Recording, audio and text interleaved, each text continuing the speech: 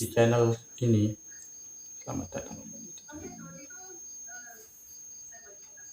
datang kembali di channel ini.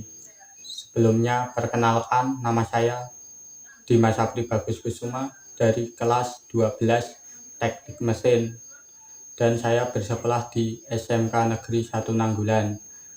Dan saya duduk di sini, saya akan membawakan materi tentang engineering drawing, dan materi akan saya sampaikan setelah yang satu ini.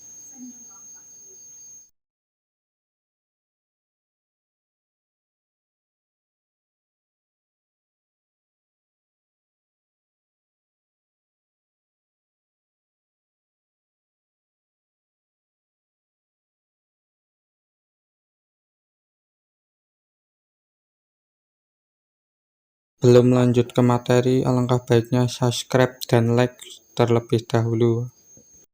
Masing-masing metode proyeksi ini memiliki kegunaan dan kelebihan tertentu, tergantung pada tujuan dan kebutuhan gambar yang akan dibuat.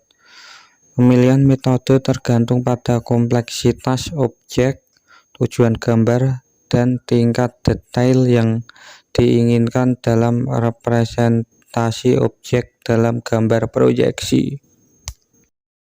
Lanjut ke materi.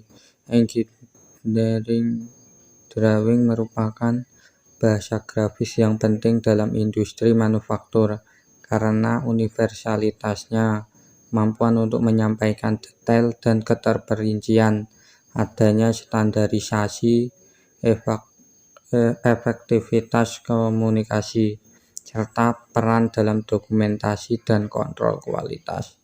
Dengan menggunakan bahasa grafis ini, informasi teknis dapat ditransmisikan dengan jelas, akurat, dan efisien, memfasilitasi kolaborasi dan produksi yang tepat sasaran. Engineering drawing digunakan untuk menggambarkan secara terperinci geometri, dimensi, dan spesifikasi teknis suatu produk atau komponen yang akan diproduksi. Gambar teknik atau engineering drawing menyediakan informasi yang diperlukan untuk memahami dan memproduksi suatu produk. Gambar tersebut mencakup berbagai elemen termasuk bentuk, ukuran, dimensi, spesifikasi material, toleransi, simbol-simbol khusus, dan instruksi perakitan. Gambar teknik seringkali menggunakan tata letak yang kaku, dengan simbol dan garis yang memiliki arti dan tujuan tertentu. Tujuan utama dari engineering drawing adalah untuk mengkomunikasikan informasi teknik yang akurat dan jelas pada semua pihak yang terlibat dalam produksi, termasuk insinyur, teknisi, operator mesin, dan pemasok. Secara keseluruhan, engineering drawing adalah bahasa grafis yang digunakan dalam industri manufaktur untuk menggambarkan secara terperinci dan komunikasi informasi teknis yang diperlukan untuk produksi suatu produk atau komponen. Terdapat beberapa metode yang digunakan dalam membuat gambar proyeksi yang meliputi 1. Proyeksi ortografik. Metode proyeksi ortografik menggunakan garis-garis paralel untuk menggambarkan objek dalam gambar. Objek diproyeksikan ke dalam beberapa bidang proyeksi yang saling tegak lurus, seperti bidang depan, bidang atas, dan bidang samping. Metode ini menghasilkan serangkaian gambar proyeksi yang menunjukkan objek dari berbagai sudut pandang. 2. Proyeksi isometri. Metode proyeksi isometri digunakan untuk menggambarkan objek dalam 3 dimensi. Dalam proyeksi ini, semua garis objek yang paralel pada objek tersebut tetap paralel dalam gambar proyeksi. Sudut antara garis-garis juga tetap konsisten. Metode ini memberikan representasi yang lebih visual dan mudah dipahami dari objek 3 dimensi. Proyek dimetrik. Metode proyeksi dimetrik juga digunakan untuk menggambarkan objek dalam 3 dimensi.